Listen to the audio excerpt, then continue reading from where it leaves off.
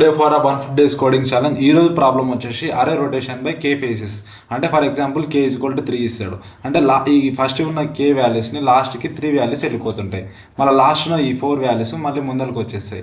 ఈ ప్రాబ్లం మనం ఎలాంటి ఫర్ లూప్స్ లేకుండా ఎలాంటి లూప్స్ లేకుండా సాల్వ్ చేద్దాం with only swapping.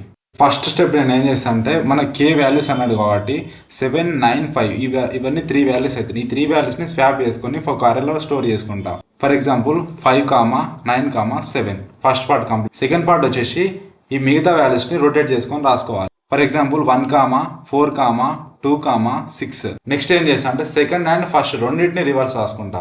First second రాసుకొని తర్వాత ఫస్ట్ రాసుకుంటా. For example 6, 2, 4, 1, 7, 9, 5. ఇదేగా మన total output. Next second part వచ్చేసి ఆర్డర్ ఆఫ్ n-1 వరకు రొటేట్ అవుతుంది.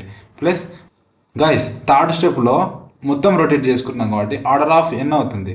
దీన్ని మొత్తాన్ని సాల్వ్ చేసి ఆర్డర్ ఆఫ్ n కాంప్లెక్సిటీ వస్తుంది.